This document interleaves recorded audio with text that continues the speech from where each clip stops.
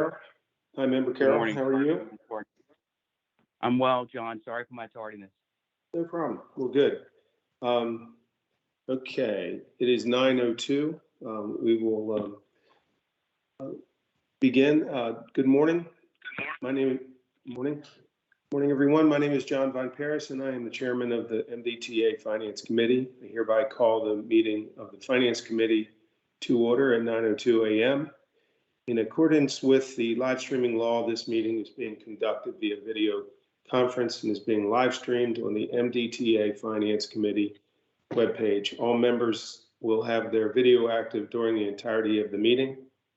I ask that anyone who is presenting or answering a question to please turn your video and audio on when speaking. When you are done, please turn your video off and put your audio on mute. To minimize background noise during the call, I would ask that everyone on the line please mute your phones except when speaking. There are no members of the public, no elected officials, and no media who have pre-registered to comment at this morning's meeting. At this time, we will begin with agenda item number 1, the approval of the open meeting minutes, March 8th, 2022.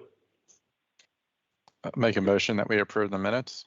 Okay, we have a motion by Member Rosen. Is there a second? I'll second that, Member Carroll. Member Ardinger. Okay, we have Member Carroll, second. Is there any further discussion? Okay, all those in favor? Aye. Aye. Opposed unanimously. The minutes are approved.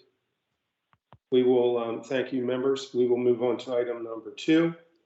And just to comment real quick, it's a light agenda today. I know many times we have been in meetings for several hours, but it is important that we have to carry out the business of the Transportation Authority, and this is an important, another very important contract that we need to review and decide on. So we will go to item number 2. The Prison Compliance Management Solution contract, and David Goldsboro will present. Good morning, David. How are you? I think you're on mute. Yep. Sorry about that. Good morning, Member Von Paris, Member Ardinger, Member Rosen, and Member Carroll. Nice to see everyone. Yes, I am presenting the contract management solution for, or I should say contract compliance solution, PRISM, for our Civil Rights and Fair Practices Division. PRISM is a socio-economic contract and program compliance management software solution. It basically streamlines the way that we can track federally mandated data gathering and reporting, specifically with all of our vendors. PRISM was procured as an intergovernmental cooperative purchasing agreement, also known as a NASPO contract. It is a cloud solution. We had 2 master contractors that were authorized to supply PRISM products. They were requested to submit quotes. We had 1 firm that responded. The procurement officer did a price analysis on Insight Public Sector's proposal and determined that the recommended price was fair and reasonable. MDTA's evaluation committee reviewed the proposal and determined Insight to be technically capable and susceptible for the award. The original estimate was $950,000. The final pricing that came in from Insight for the base 5-year contract was $638,826. $78. And the 2-year renewal option is $158,131.64 for a total base and renewal option of $796,958.42. It does exceed our delegated procurement authority, so it will be presented at the Board of Public Works on Wednesday, May 11th. Be happy to take any questions. I believe that we have folks from our Civil Rights and Fair Practices on the line, as well as our procurement, just in case. There's Paris. Thank you, Paris. In case there's any questions, we'd be more than happy to answer, Member Von Paris. Okay. I'd like to thank you, David, and welcome to other members who have joined us here for the meeting. Are there any questions from any of the members on any of the, when I say members, I mean the members of the board here right now? Any questions from any of the board members? This is Member Ardinger. Just in general, any thoughts as to why we only heard back from one of the vendors on this? I don't believe so. They were both asked to respond. It's hard to say. I don't know if Jamal Turner's on the line. If there's any, I don't know that we received any response as to why they didn't submit a bid. Jamal, did we have any feedback from the second vendor? Well, for us not to give a response, number one, when we participate in ICPAs, especially on a software solution such as this, the manufacturer typically, known, unknown, has a preferred vendor. A vendor could say for any reason why he doesn't want to participate. It could be workload, it could be the capacity of the work. In this instance, Insight was quote unquote the preferred provider for this PRISM solution. So typically that's why we typically get one bidder or one participating offer for a contract such as this. For reference, I give you our OpenGov, which we did for a finance committee a couple of years ago, where it was awarded to Carasoft, where SHI was another participating offer, but declined not to give a bid for that offer as well. So for comparison, that's how I typically work with the NASPOs and the master contractors. Thank And you. I would add, Member Ardinger, just a clarification, or to further maybe add some clarification to that. We do sometimes see vendors that will not respond if we require implementation services. Software House is one of those that they do have a portfolio of products that they sell, but they will only do the licensing and expect you to partner with someone else to do the implementation. So that sometimes will also preclude them from responding. Does that make sense? It does. Thank you very Okay. much. Both of you. Sure. Okay. Do we have any other questions from any members? Okay. I do have a couple of questions, if I may, David. Yep. Certainly, we always like to have, as Member Ardinger said, more participants in the bidding process. It sounds like you've answered our questions in that regard. What are we presently using for this need in the organization? Do we have another software system that we're using for this compliance software?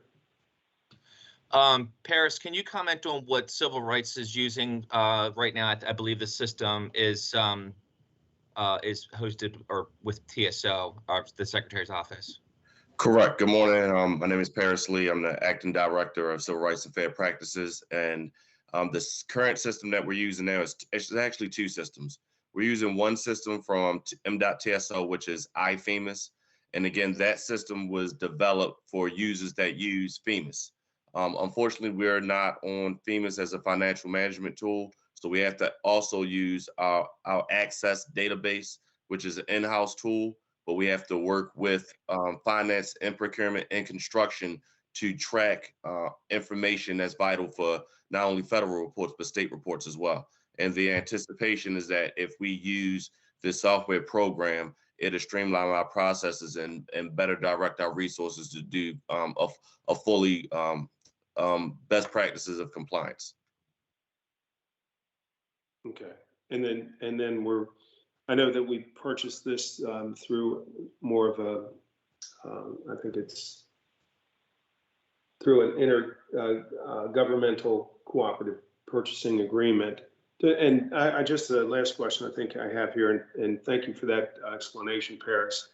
In terms of, being aligned with the state and/or MDOT specifically, this is something that we have to do in addition to that. Is that what you're saying, that this augments what we already have with MDOT? Correct.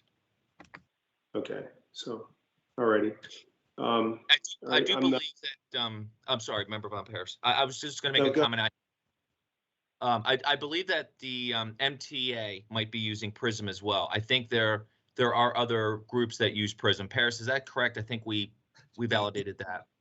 You're correct, but it's MAA, Maryland Aviation. MAA. Yep. Thank you. You're welcome. MAA. And Member Von Paris, I think some of this, just to clarify, because our revenue stream is our toll revenue. The other statewide TBUs receive a lot of federal funding. We receive limited federal funding, like the grant funds that we have on Belvedere Road and our TIFIA loan. Our financial tools, our tracking, the dynamics, the systems that we have for finance are different than what the TBUs use because of all the formula funds, the transportation trust funds. They have to track their finances in different means than what really is useful with tolling revenue.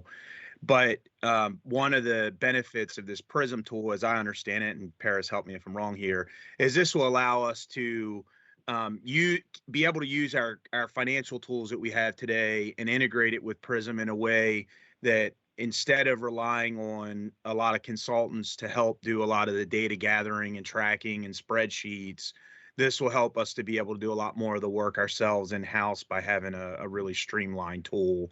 So it's not that we can't do this work today to meet federal requirements with having different financial systems for the toll revenues. It's just, it takes a lot more work, and this will help us streamline it. Would it also, and I don't mean to, does that translate into, it could save us some money too, possibly, long run? Yeah, especially in terms of, like the Nice Bridge, we've got DBE compliance managers that are dedicated to the project that have to keep up with all this record keeping. And as that record keeping gets easier, we would certainly expect that, this tool would help us to automate processes and integrate with other systems in a way that would allow us to have less people doing that work. Good. Alrighty. Well, I appreciate you answering those questions, my questions there, and others. And any other questions from any board members? Okay. All right. Is there a motion to advance this item to the full board for consideration? Member Ardinger also move. Thank you, Member I'll second Ardinger. that, Member Carroll. Thank you, Member Carroll. We have a motion and a second. Is there any further discussion on this topic? Okay, if not, all those in favor? Aye. Aye. Aye. Opposed? Motion carries. Thank you very much. Jamal, thank you for joining us. And Paris, thank you also for joining us. And David, thank you for answering, all of you for answering those questions. We appreciate it. Yes, thank you. Thank you, Member Von Paris, and Member Ardinger, Rosen, and Member Carroll. Thank you very much. Yep. And Will, thank you. A lot of thank yous to go around, right? Well, As always. Okay. I'd be remiss too to not thank my team. Yesterday was sine die in the legislature. Everybody did a great job, and we'll be giving you a full update on that at the board meeting. But just celebrating the end of session and the great work that our team did. Good. Looking forward to it. Okay. We have come to the end of the items on the agenda. So is there a motion to adjourn? So move. Member Rosen. Thank you, Member Rosen. Is there a second? Member Ardinger, I'll second. Thank you, Member Ardinger. All those in favor? Aye. Aye. Opposed? Motion carries. We are adjourned. Thank you all.